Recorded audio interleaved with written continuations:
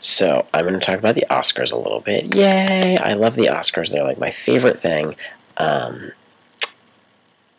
Most of the time. This wasn't the best one, but first I'm going to talk about a little bit of like miscellaneous stuff that just happened. Then I'm going to talk about the fashions a little bit. I'm going to breeze through it, I hope, because mostly women's fashion, which doesn't interest me as much as men's. And then we're going to talk about the Oscars, and I hope I don't have to make a separate video for that, but if I have to, I will. Just because, I only have like 15 minutes, and I'm already 30 seconds in. Woo, no pressure. Okay. So first, let's talk about the dictator, Sacha Cohen, with another, character, who I think we should just rename the Dick, because... Okay, here's the backstory as I understand it.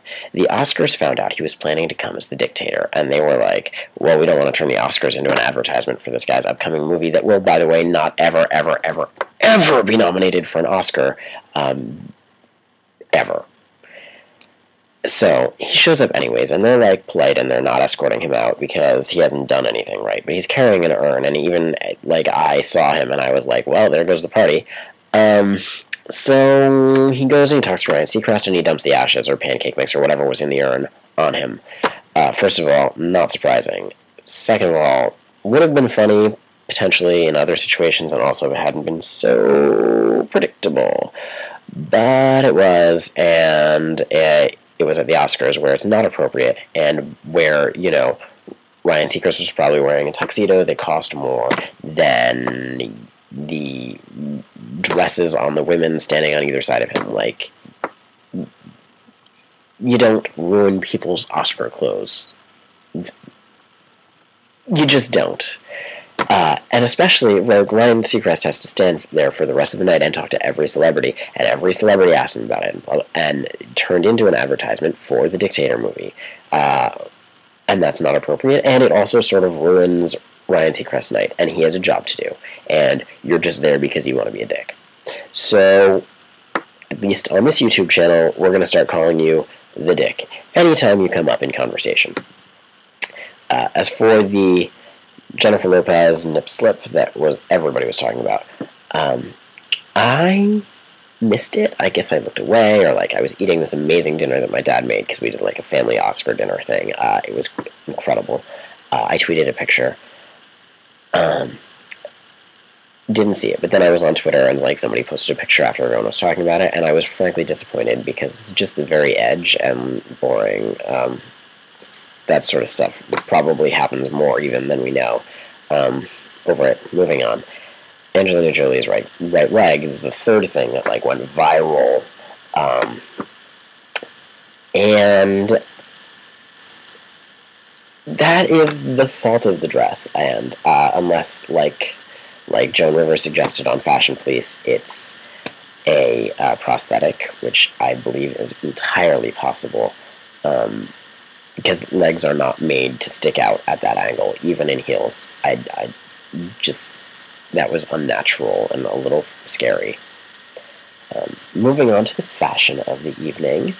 The men's fashion is really where my interest lies, but it is so boring. I get it's a formal thing, but if for weddings and proms and all these other formal occasions, guys can find tuxedos with a blue vest or a red bow tie, or I don't know if red bow ties are really formal, but blue bow ties, you can get color in your tuxedo, even if it's just a little handkerchief sticking out of a pocket on, on the breast. It makes it not so boring, and no one ever does that. The only difference between everybody's tuxedos, except for how many pieces they wore and blah blah blah this year, was that Jonah Hill was wearing a black button-down shirt underneath, which made it even more boring to look at. If you're not going to go to the traditional route, add some color. I don't see the problem. I don't understand what the problem is. Anyways, so now we're going to move on to the dresses, because that's what there's actually stuff to talk about. Gwyneth Paltrow loved that dress, and it was not only elegant and glamorous and, classic Hollywood, it was smart, because as Joanna Rancic said, everyone else is freezing, but Gwyneth Paltrow had on this cape. I looked it up. It was a Tom Ford dress. It was beautiful. It was gorgeous and loved. Jennifer Lopez, I loved her dress. It was perfect for her, with her curves, and it had like the stripes that accented those curves, and it had the slits on the arms, which were just, it was beautiful. Mark Anthony is probably kicking himself for not still having that. Shailene Woodley from The Descendants, though, not such a winner as those last two. Just because she's 20 years old and she was wearing a dress I think my grandmother would say that she was too young for if she was still with us. I mean, the last time that dress was in fashion was probably right when the Civil War was going on. Like, you know, mothers were telling their kids, you know, don't get killed by the Confederacy and don't get killed by the Union in that exact dress. Natalie Portman had on this beautiful polka dot dress that a lot of people hated, but I loved. I don't usually go for polka dots, but Natalie Portman, first of all, can do no wrong. She's amazing. But the fact that they were the same color, sort of, different shades, just made it work. Michelle Williams' dress, I have to say, I did like the color, although we kept hearing that it was showing up differently on camera than it did in person. And I don't know what color it was in actuality, but the color it looked like on camera, I liked. I liked it. What I did not like was the layer around her waist. It looked like she had a tutu on top of her gown, and I'm exaggerating a little, but you get the idea. That's not a flattering look for anybody. I don't care how thin or not thin you are. You don't need an extra layer around your hips.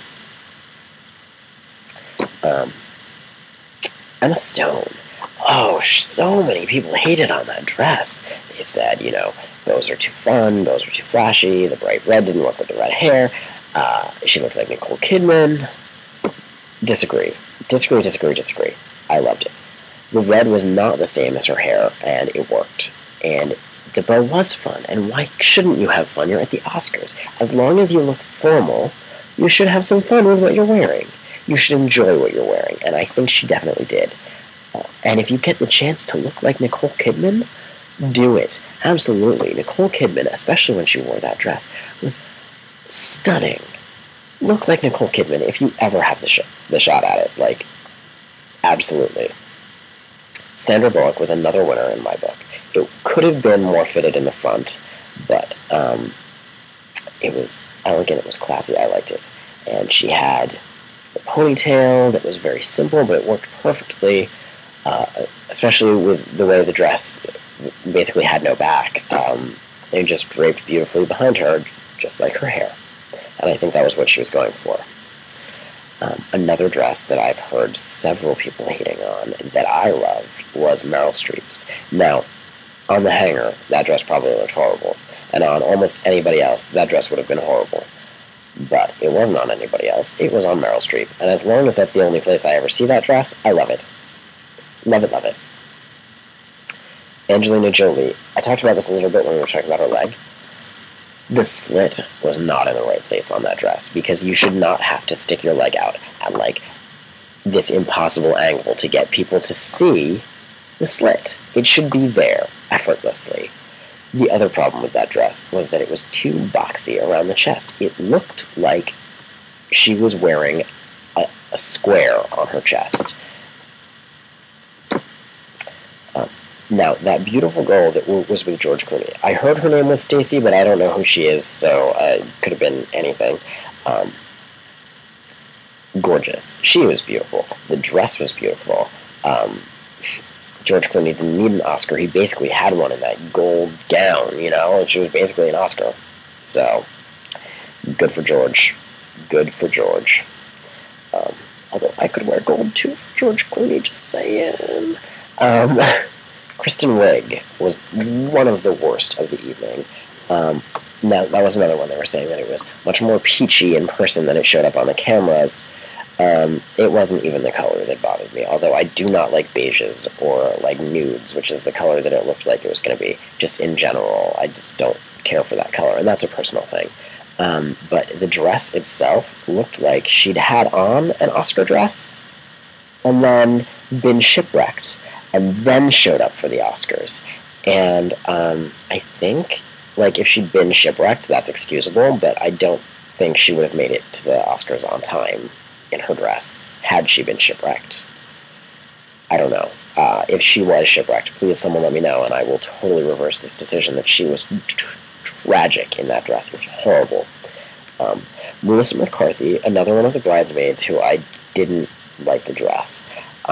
It was not flattering for her figure. I think Melissa McCarthy looks very good.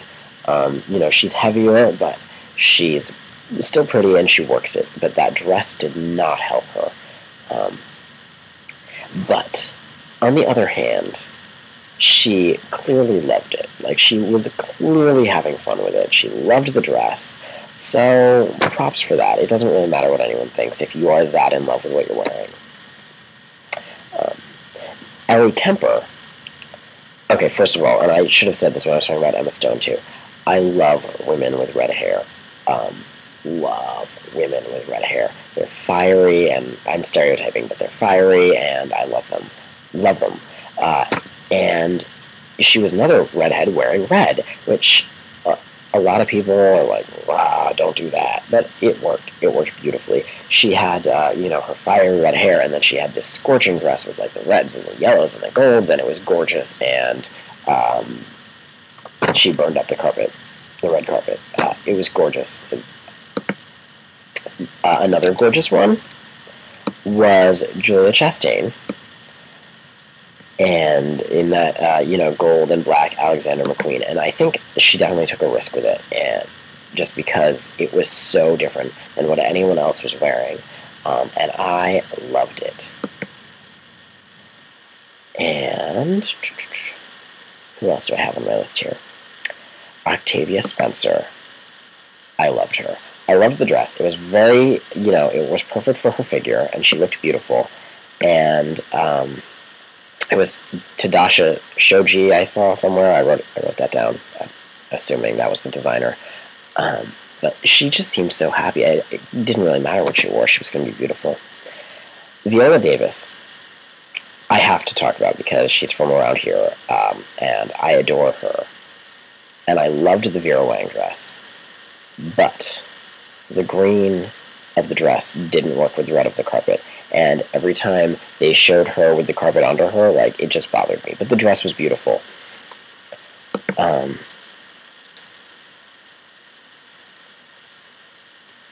Now I'm going to get to my best and worst dressed of the night.